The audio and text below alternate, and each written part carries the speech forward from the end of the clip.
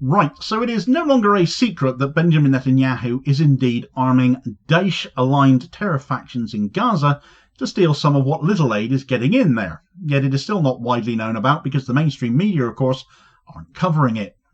Even when some have skirted around the story. For example, discussing the leader of this aid-thieving militia, Yasser Abu Shabab, the ties between his actions and the Israeli state that not only armed him and his group, but continued to protect them as well, even as their crimes worsen beyond just theft of aid in the midst of an Israeli-inflicted war of starvation, making ignoring the actual events going on all the more deplorable.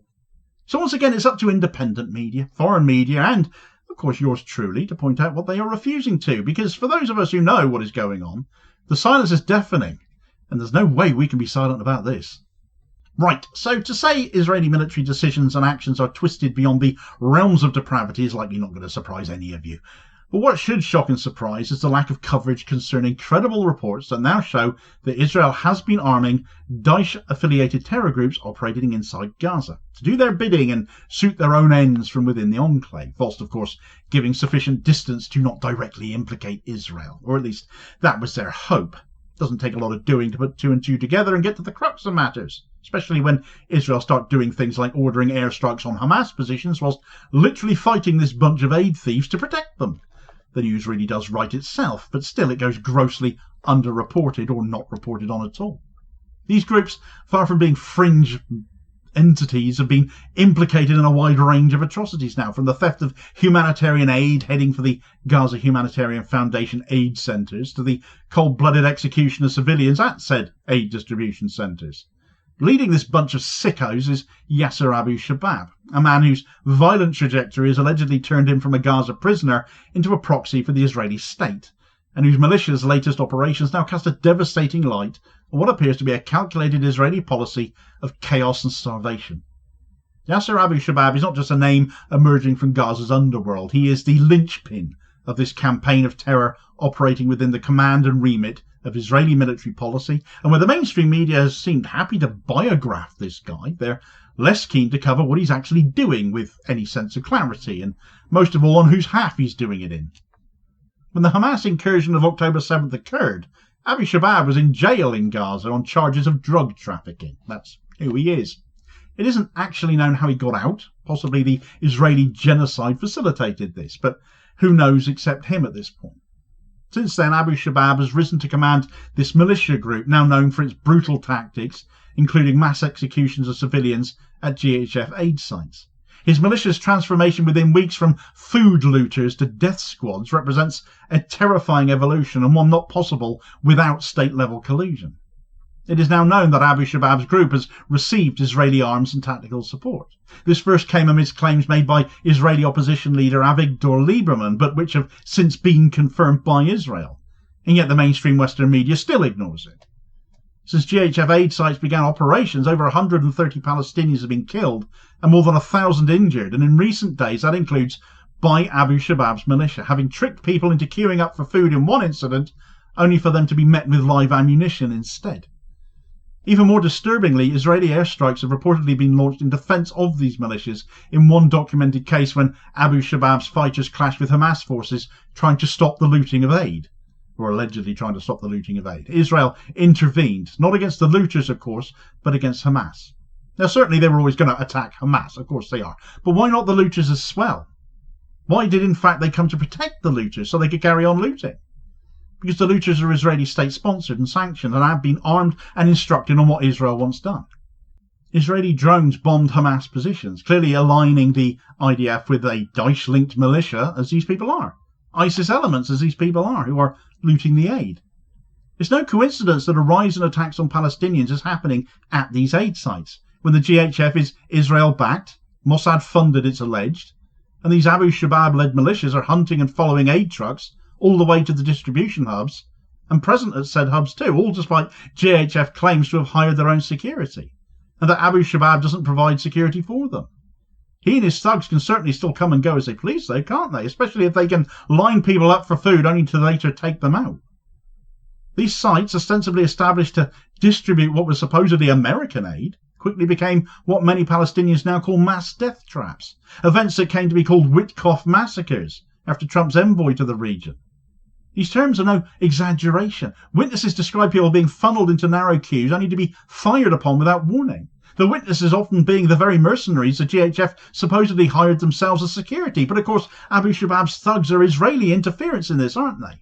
As if people weren't already dying at the aid hubs before. The sites are now widely understood to be engineered slaughterhouses, tools not of humanitarian relief, but of terror and demographic engineering. Rather than alleviating starvation, they have become instruments of it, luring the desperate into zones of control and extermination. These killings are not occurring in some distant, lawless zone. They are happening under the visible, proximate watch of Israeli soldiers, of US mercenaries, of the supposed aid workers. In numerous videos analysed and circulated by rights groups across social media, IDF personnel can be seen observing the aid thefts without intervening. At best, this can be construed as criminal negligence. At worst, proof of direct orchestration. But we know it is the latter because Israel have admitted it. The UN, international observers and human rights organisations have accused Israel of deliberately using food as a weapon and these aid sites into further scenes of genocide. Euromed human rights monitors released a damning statement alleging that at least one US mercenary has been involved in shooting a Palestinian at a GHF aid hub too, as this Press TV excerpt explains. Meanwhile, the Euro-Mediterranean Human Rights Monitor said a foreign mercenary working for the American firm overseeing the aid distribution centre also shot and killed a Palestinian aid recipient. The group said the member of the US company are provided with weapons by the Israeli military and take part in attacks on Palestinians. The participation of foreign fighters in hostilities outside their territory on behalf of a foreign military party may amount to their being described as mercenaries, it said.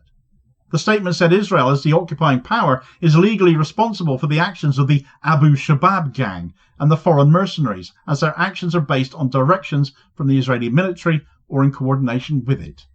So even those security forces that the GHF have allegedly brought in may also be working for Israel too, by the sounds of it. And who's funding this catastrophe, apart from Mossad, as we understand it to be? Well, the Trump government is too, isn't it? They've pledged over $500 million to the GHF initiative. But if aid is not reaching starving Gazans and is instead being funneled into militarised zones of death, the question has to be asked, what exactly is this money paying for?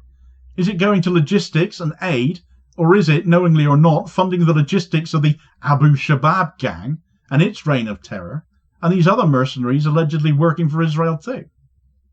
Palestinian resistance groups argue that the GHF aid scheme is not merely about mismanaged food supply, it's a strategic ploy to dismantle UNRWA as well, the United Nations Relief and Works Agency for Palestine refugees.